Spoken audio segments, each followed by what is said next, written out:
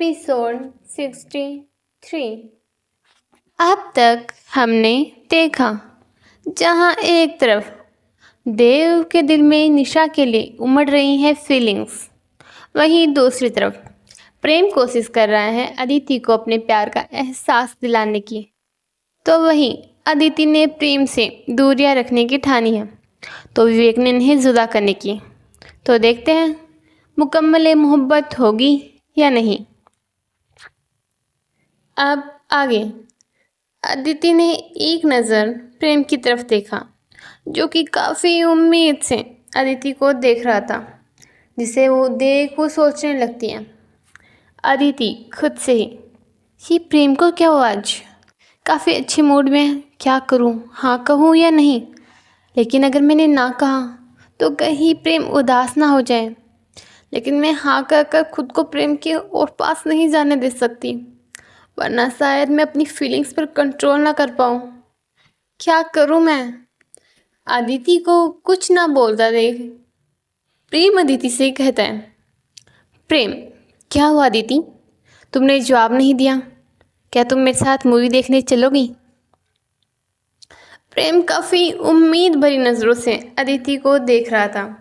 वहीं अदिति ने प्रेम के चेहरे की तरफ देखा, उसे कुछ समझ नहीं आ रहा था कि वह क्या कहे। वहीं दूसरी तरफ राज ने सारी रात यही सोचने में निकाल दी कि क्या सही है और क्या गलत, और अब काफ़ी सोचने के बाद उसने डिसाइड कर लिया था कि उसे क्या करना है। इसलिए वह अपने बेड से उठकर सबसे पहले विवेक के कमरे की तरफ जाता है। वह डोर नॉक करता है तो विवेक उसे अंदर आने को कहता है। वहाँ पर सिर्फ विवेक ही था।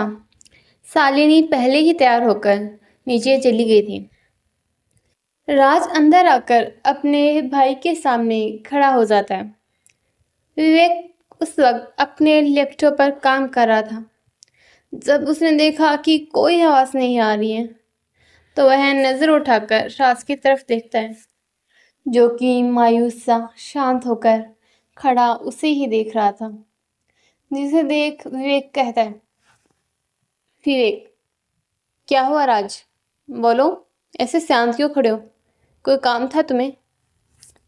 राज भाई वो मुझे कुछ बात करनी थी आपसे। विवेक हाँ बोलो। राज भाई क्या प्रेम भाई सच में अदिति को हर्ट करेंगे। विवेक हल्के गुस्से से, पहली बात तो मैंने तुम्हें कितनी बार समझाया, प्रेम तुम्हारा भाई नहीं है, तो उसे भाई बोलना बंद करो, समझ आया।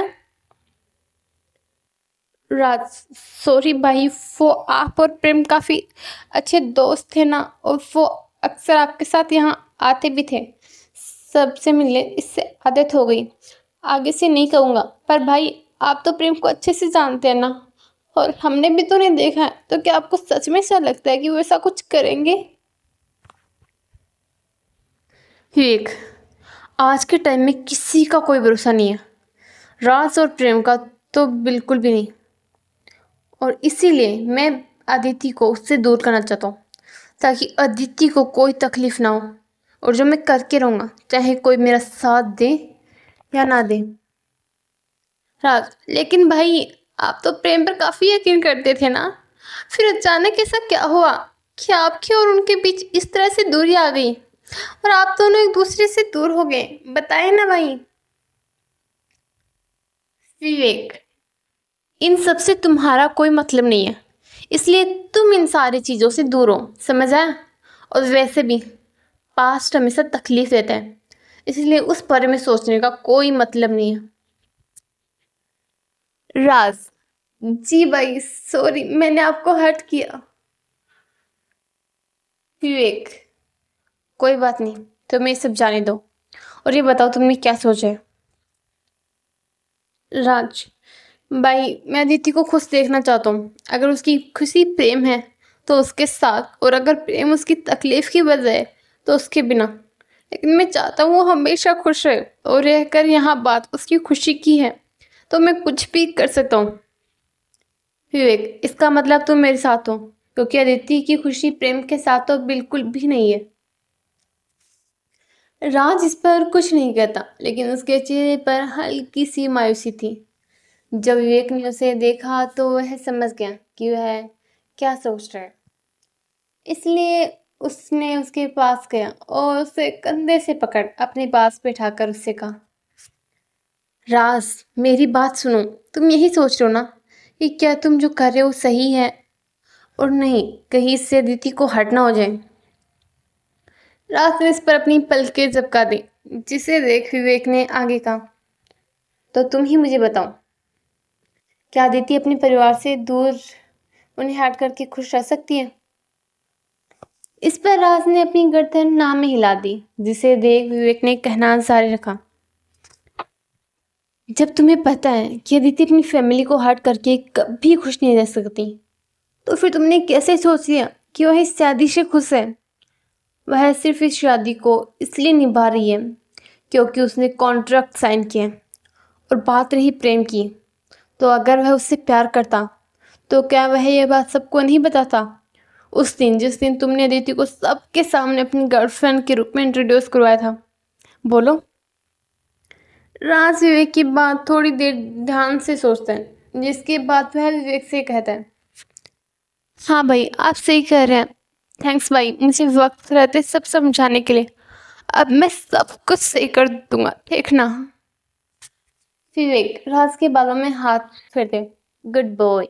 ये हुई ना सच्चे आशिकों वाली बात। विवेक की बात सुन राज मुस्कुरा देता है और विवेक से कहता है, भाई अब मुझे क्या करना है? विवेक, मैं तुम्हें सोचकर कुछ बताता हूँ। तब तक तुम तैयार होकर कॉलेज जाओ और अदिति के साथ ज़्यादा से ज़्यादा टाइम स्पेंड करो, ओके? राज, जी भाई। यह कहकर वह वहाँ से चला जाता है। वहीं वे कुछ देर वहीं बैठकर सोचने लगता है, जिसके बाद वह भी ऑफिस के लिए तैयार होकर निकल जाता है।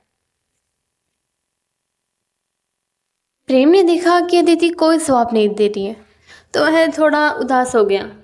उसे लगा कि शायद अदिति उसके साथ नहीं जाना चाहती, इसलिए वह वहां से उठकर बाथरूम की तरफ जाने लगता है। तभी अदिति उसके उदास चेहरे की तरफ देखकर बोलती है, अदिति, वैसे जाना कब है? अदिति की बात सुनकर प्रेम उसकी तरफ मुड़कर देखता है और उसके पैरों के पास अपने घुटनों के बल बैठकर खुश होकर से बोलते हैं, खुश होकर, तो इसका मतलब तुम मेरे साथ चल रही हो? अदिति, क्यों नहीं चलना है क्या? प्रेम, नहीं चलना है ना, वो तो तुमने काफी देर तक कुछ नहीं कहा इसलिए। अदिति, तो बताओ चलना कब है? प्रेम, दोपहर में चले तुम्हारी कॉलेज खत्म होने के बाद? पहले लंच कर लेंगे, फिर किसी अच्छी सी जगह घूमने चलेंगे, उसके बाद शाम को मूवी देखने, जिसके बाद बाहर ही डिनर करके वापस आएंगे। अदिति, ठीक है, फिर मैं कॉलेज से जल्दी घर आने की कोशिश करूंगी। प्रेम, मैं तुम्हें पिक कर लूंगा। अदिति, लेकिन वहां बहुत से लोग होंगे। प्रेम, तुम फिक्र मत करो, मैं हूं ना, तो मुझे पार्किंग में मिलना, ओके? अदिति, ओके, अब तुम जाकर तैयार हो जाओ, मैं नीचे जाकर ब्रेकफास्ट तैयार करवाती हूँ। प्रेम, ओके। प्रेम बाथरूम में चला जाता है तो अदिति नीचे चली जाती है। वहीं निशा और देव भी उठकर तैयार होकर बाहर आ ही रहते हैं, तभी दोनों एक दूसरे से टकरा गए थे। है डियर लिसनर्स, कैसा लगा आपको आज का पार्ट जरूर बताना। और आपको क्या लगता है, क्या करेगा विवेक अब? क्या राज विवेक करेंगे अदिति और प्रेम को अलग? क्या प्रेम और अदिति की ये डेट हो पाएगी सफल, या होने वाला कोई धमाका? क्या होगा देव और निशा का पिछली नाइट के बाद में रिएक्शन, जानने के लिए बने रहे मेरे साथ इस कहानी में। तो चलिए मिलते हैं जल्द ही अगले पार्ट में, तब तक के लिए बाय बाय।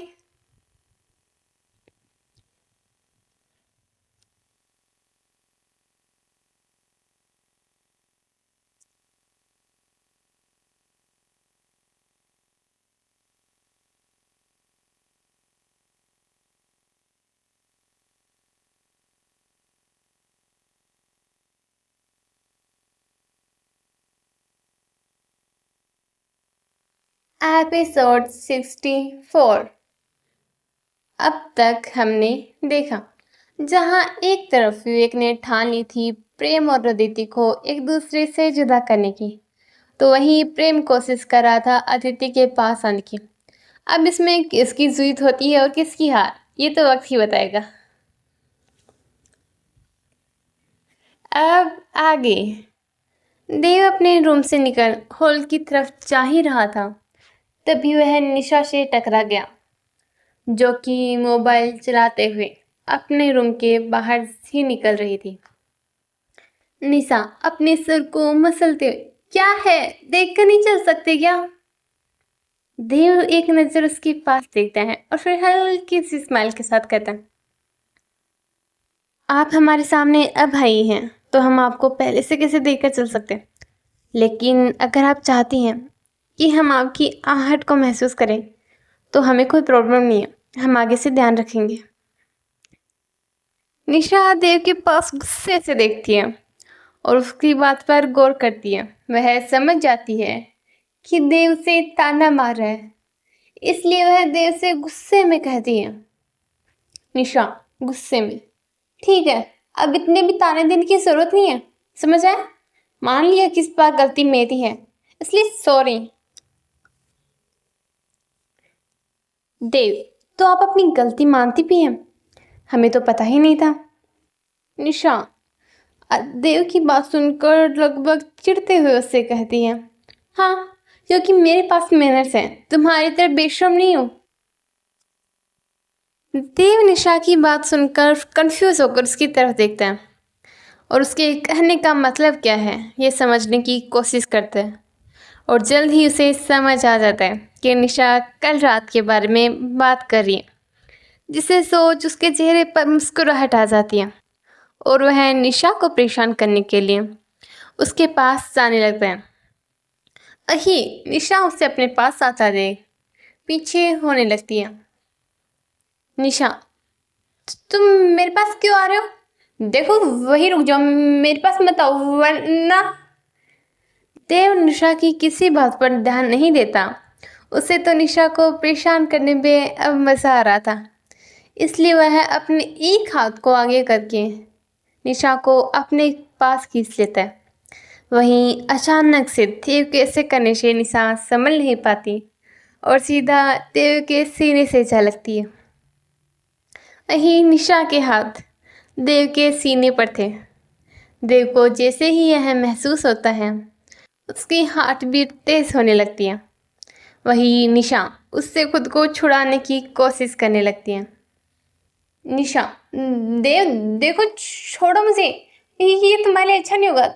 देव छोड़ो मुझे वरना। देव निशा की तरफ देखता है, फिर उसकी बात सुनते हुए उसके बालों को उसके कान के पीछे करते हुए कहता है, वरना क्या करोगी तुम?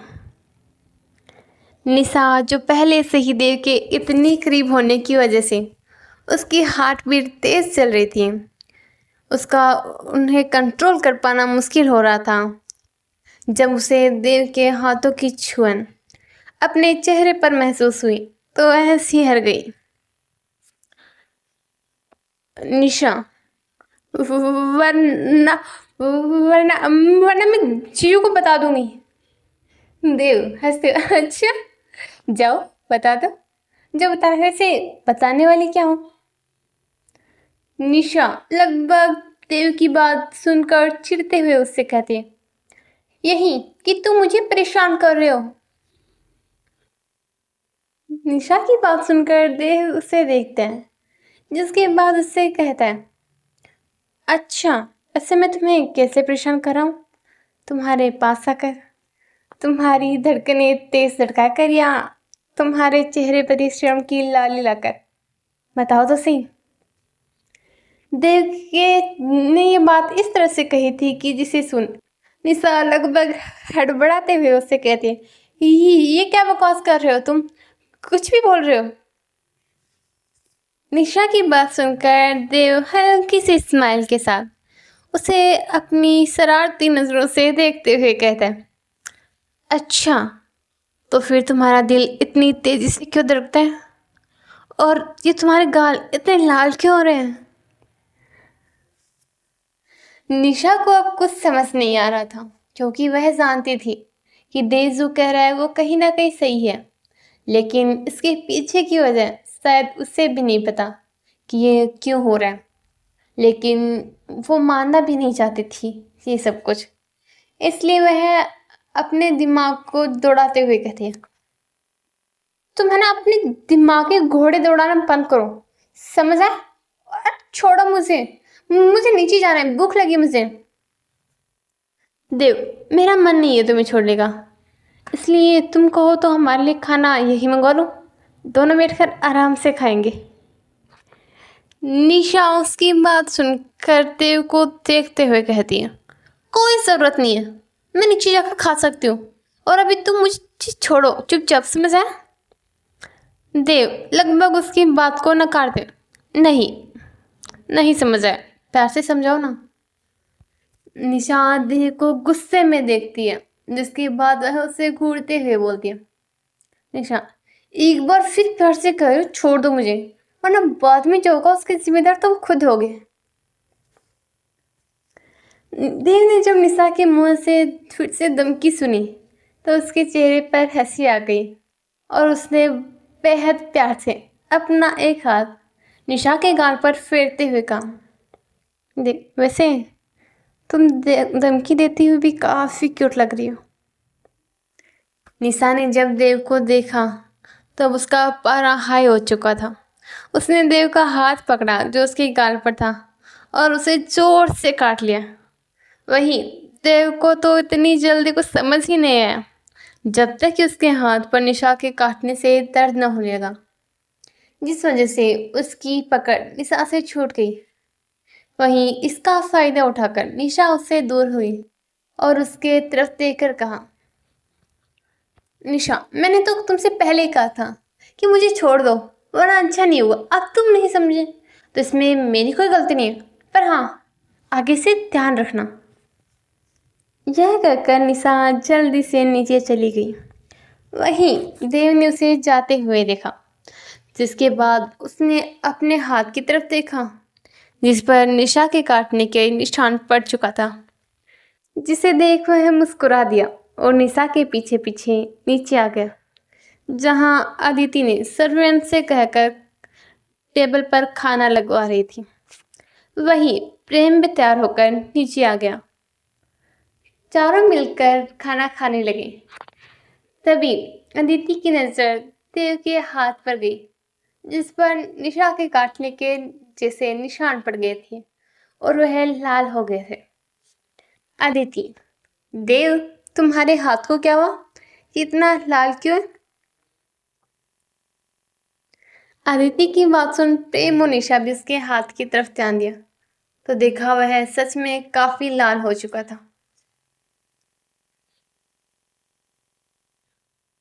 हे डियर लिसनर्स, कैसा लगा आपको आज का पार्ट? जरूर बताना। और आपको क्या लगता है क्या होगा आगे इस कहानी में? क्या देव का जवाब अदिति को देव क्या वो बताएगा निशा और अपने बारे में, या बनाएगा कोई बहाना? और क्या अदिति करेगी देव की बात पे यकीन? और क्या होगा जब अदिति को देव और निशा के बारे में पता चलेगा?